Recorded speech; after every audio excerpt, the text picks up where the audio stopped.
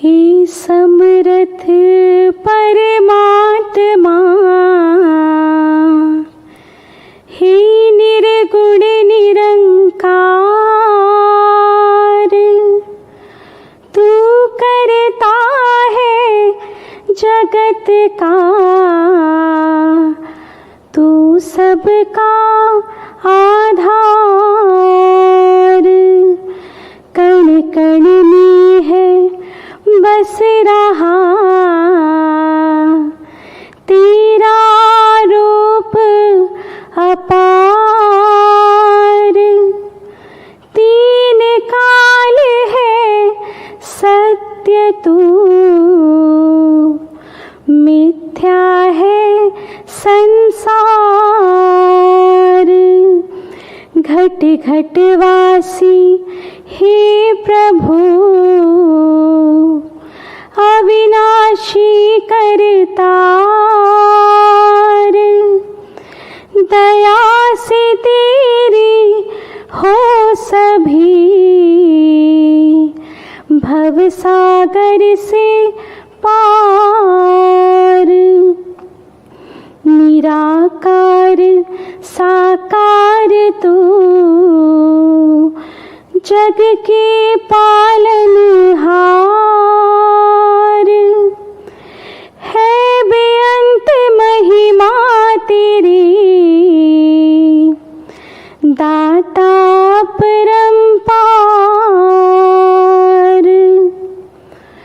परम पिता परमात्मा, सब तेरी संतान।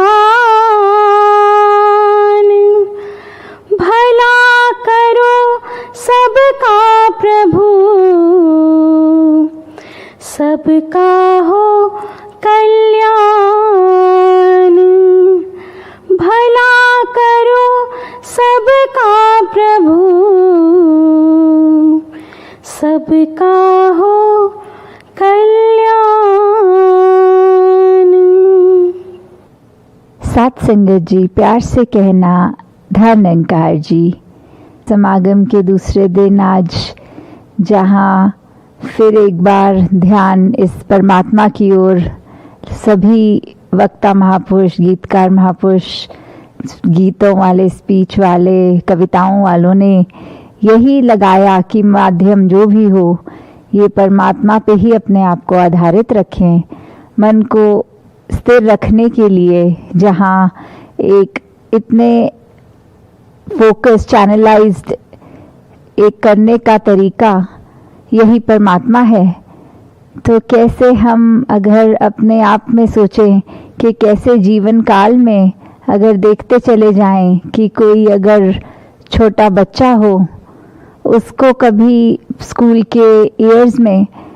पढ़ाई में थोड़े से अगर तैयारी बहुत अच्छी की हो और परिणाम में उतने अच्छे मार्क्स ना आए तो मन फिर अस्थिर हो जाता है कि कैसे एक इतनी तैयारी, इतनी मेहनत, इतनी लगन से करने के बाद भी जब रिपोर्ट कार्ड हाथ में आई तो जो सोचा उससे कम मार्क्स आए, तो ये मन का ये स्वाभाविक रूप में अस्थिर हो जाना कि ये हुआ कैसे। और घर वालों ने भी हो सकता है कुछ कह देना ऐसा कि इतनी अगर पढ़ाई अच्छे से नहीं करी होगी तभी परिणाम खराब, और ये मन उस स्टूडेंट का व्याकुल होना कि सब पढ़ाई पूरी और इतनी प्रैक्टिस के बाद भी ये कम मार्क्स का आना, समझ जब ना आना, और फिर ये शिकवे परमात्मा से करना। और ऐसे ही अगर आगे चलें तो किस तरह अगर कोई रिश्ता किसी का किसी के साथ मुकम्मल ना हो तो किस तरह फिर एक ये कंप्लेंट्स मन में आना, एक इस तरह से कि जब तक तो सब ठीक था तब तो सब अच्छा लगना, और जैसे ही कोई बाधा आई उस रिश्ते में तो कैसे फिर वही व्यक्ति एक उससे बदला लेने की भावना तक मन में आनी। और आजकल कैसे सोशल मीडिया को भी यूज़ करना कि एक दूसरे इंसान को डिफेम किया जाए, क्योंकि इसने अपनी पूरी कोशिश के बावजूद भी हमें एक उस तरह का जो हम रिजल्ट चाह रहे थे वो एक कमी हो जानी या कुछ तो आगे चलते हुए जीवन की यात्रा में जब एक टूवर्ड्स कह लो बुजुर्गी या थोड़ा उसमें और उससे भी कम आयु में जब अपने आगे किसी के बच्चे होने या दोते पोते होने कि कैसे एक ग्रैंड चिल्ड्रन की एज में भी उन्होंने देखना कि किस तरह एक जीवन में क्या उनके जॉब्स लगे हैं, नहीं लगे तो सिर्फ उसको ही एक व्याकुल मन ना होना, पूरे परिवार का साथ में परेशान होना। तो कैसे ये देखा गया है कि मन अस्थिर किसी एक एज ग्रुप के लिए नहीं है, ये कैसे एक थ्रू आउट लाइफ हम किसी भी एज के टाइम फ्रेम में होना, तो भी ये स्वाभाविक है कि कुछ ना कुछ ऐसा होगा जो सिचुएशन वाइज अस्थिरता लाएगा। पर हमने अपने आप को ऐसे समय में भी कैसे स्थिर रखना है, यहाँ उसी को ही सिचुएशन को रिवर्स करके देख लें कि जब किसी स्टूडेंट के कठिन परिश्रम के बाद भी कम मार्क्स आए तो वो ऐसा कुछ सोच लेना कि शायद मेरी ही कमी रह गई होगी या कुछ भी कि चलो कम आए हैं तो कोई बात नहीं, मैं अगले साल की मेहनत और लगाऊंगा। तो कैसे आगे चलते हुए देखें कि अगर कोई रिश्ता भी दरार पड़ गई उस रिश्ते में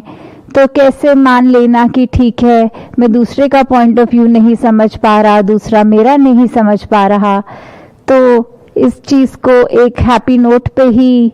रखा जाए, कोई पुरानी अच्छी यादों को मन में बसाया जाए और उसी के साथ आगे चला जाए। और फिर आगे अगर किसी का फैमिली में देख रहे हैं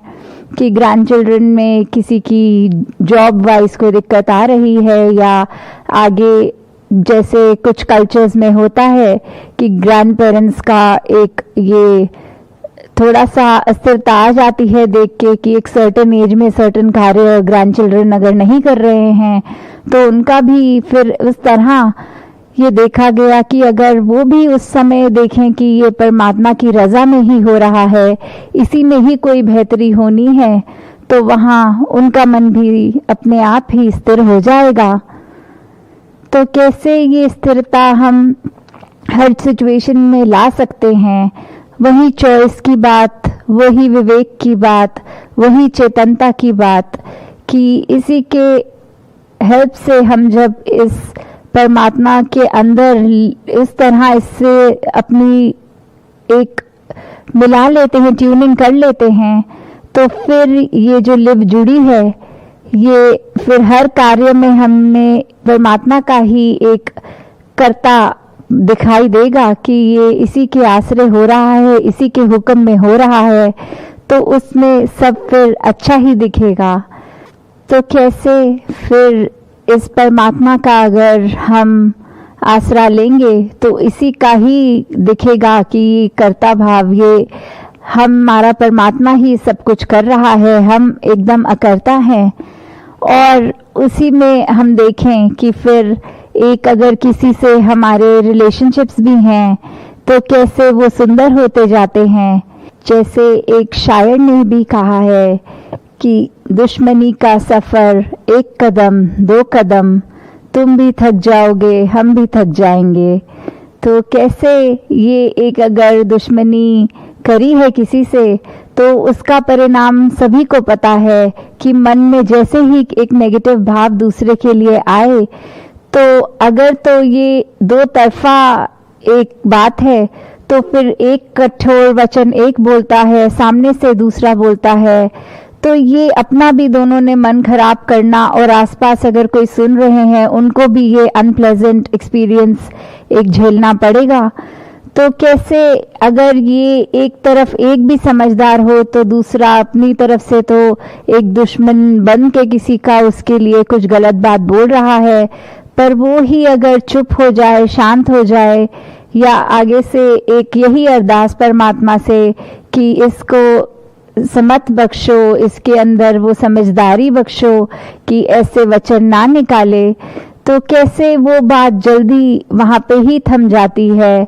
और अगर कोई ये भी सोचे कि कई बार देखा गया है कोई बहुत अच्छे अगर फ्रेंड्स एक टाइम पे और इतने साल बीच के कोई खटास की वजह से बात नहीं कर रहे,